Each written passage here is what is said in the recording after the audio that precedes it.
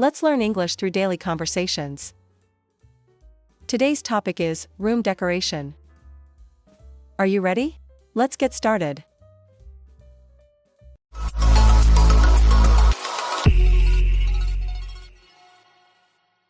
Decorating bedroom for our daughter. Honey, what do you think about repainting Lily's room? I think some soft pastel colors would be great. Maybe light pink or lavender. Darling, you always go for light colors. I was thinking something bold, like deep blue or bright red. Lily always loves the pop colors. Pop, darling. Lily is only 6. I think soft colors are better for her. She'll feel calm and comfortable in a space like that. Calm, I'm talking about a room that screams fun and energy. Imagine a bright yellow wall, that's what I'm talking about. Bright yellow, are you trying to turn her room into a traffic light? We want her to feel cozy and happy, not like she's in a circus tent. Oh, come on. Kids love bold colors. We could mix yellow with some fun patterns. How about we ask Lily what she likes? I'm sure she'll have her own opinion. Fine, but I'm putting my money on red walls. She's going to love it. I think we need to agree on something before we paint the walls. We are doing this for her, not for us, remember? Ha ha ha, true. Let's ask Lily what she prefers. After all, it's her room. You're right, darling. Let's make it a room she'll love. Let's look at the vocabulary. Pastel colors. Soft, light colors, often used to create a calm atmosphere. Bold colors. Strong, bright colors that stand out. Patterns. Decorative designs, like stripes, polka dots, or floral designs. Your listening question is: what color does the wife want to paint Lily's room? Answer: the wife wants to paint the room with soft pastel colors, like light pink or lavender. The blank living room's wall. Look at this empty wall. It's just screaming for some art. What do you think? I don't know. I'd prefer something natural, like a landscape painting. You know, something calm and peaceful. Oh, I get it. Actually, I'm thinking about getting a big abstract painting. It'll really add sophistication to the room. Sophistication? Come on, we need something that will make the room feel fresh and inviting. A beautiful mountain scene, maybe? Alright, I see your point. But I still want something bold and stylish. How about we get both? An abstract painting for one side of the room, and a nature scene for the other side. You know what? That's actually a good idea. And we can also add a few small paintings in between. Exactly, we can fill up the wall and make it look more dynamic. It'll be like a mini art gallery in our living room. I like it. I'll help you pick out the paintings. But I still get to choose the nature ones.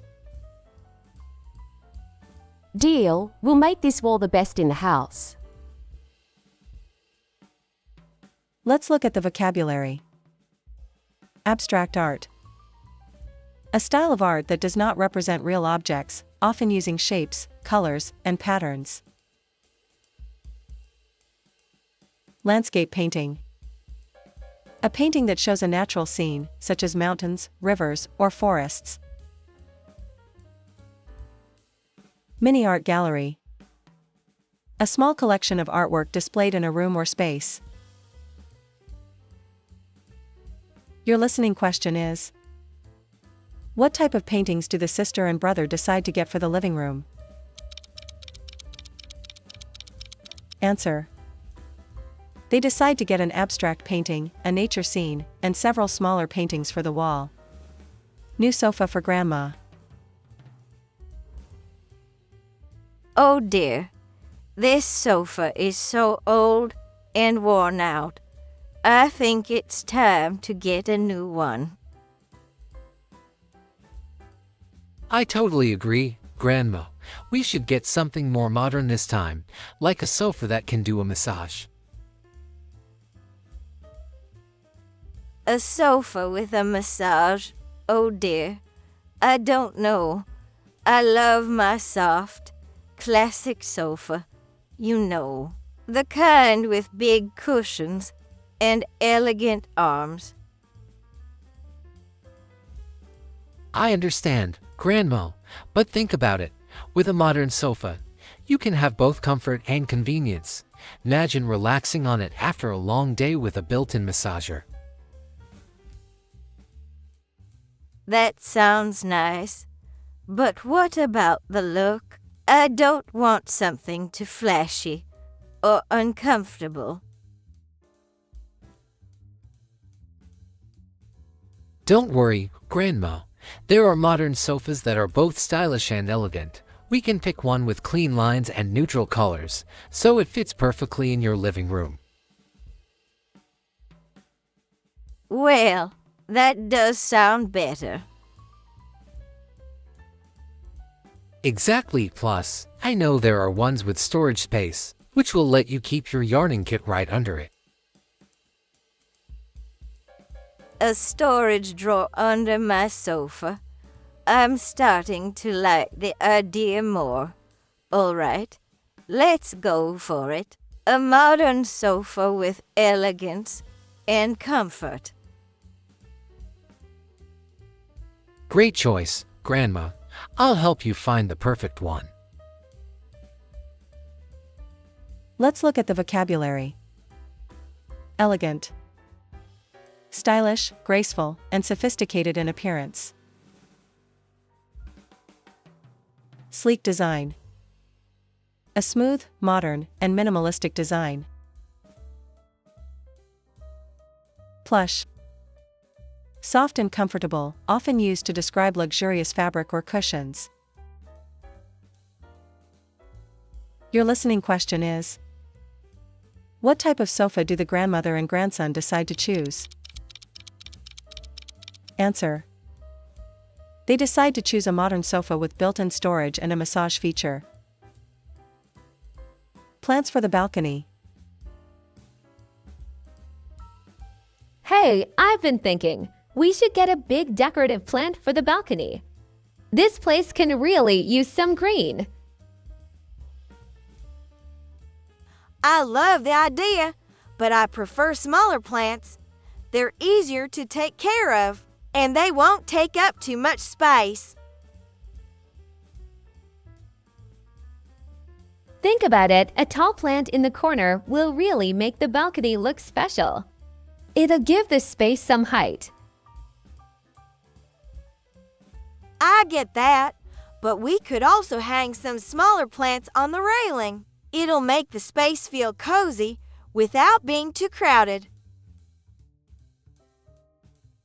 You know what? We could have both, a big plant in the corner and some smaller ones hanging from the railing. It will balance the look perfectly. Exactly. Plus, small plants are easier to move around, and we could choose ones that don't need too much sunlight. Right, we can get a big one that loves the sun and a few smaller ones that do well in the shade. We'll make the perfect little garden right here on the balcony. So exciting! It'll be our own little green paradise. Let's look at the vocabulary. Balcony.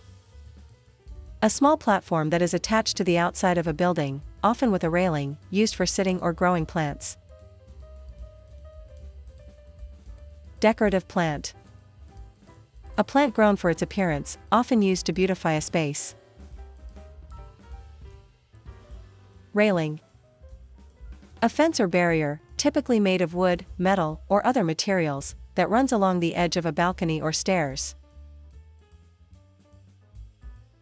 Your listening question is: what do the sisters decide to do for their balcony? Answer: they decide to get a big plant for the corner and several smaller plants to hang on the railing. Redecorating the study corner. Honey, I think it's time to redo your study corner. We need better lighting and fewer things on your desk. You need more space to focus. Oh, come on, Mom. I like having things around me. Plants, little decorations, they make the space feel inspiring. I get it, but we don't want it to get too crowded. Maybe just a few things, but no more clutter. Well, I don't think it's clutter. It's just my style. Alright, how about this? If you keep the space clean and organized, I'll buy you a new laptop. You've been asking for one, right? Really, Mom? You'll buy me a new laptop if I keep the study corner tidy. Yes, but only if you keep the desk clear, all the time. Deal. I'll make sure the desk is super organized. Oh my, I've always wanted that new laptop. Great. Let's get started today. I'll go out for some hours. I hope when I come back, it will be more functional and beautiful. Love you, Mom. I will make sure it turns spotless. Let's look at the vocabulary. Study corner. A designated area in a room for studying, often with a desk, chair, and necessary study supplies. Clutter. A lot of unnecessary items, usually making a space look messy or disorganized.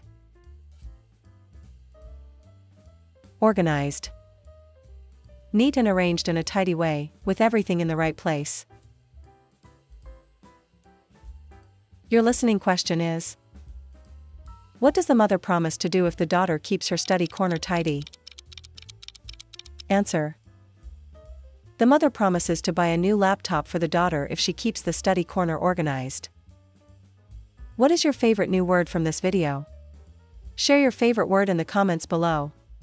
Like, follow, and subscribe to our channel for more useful English lessons.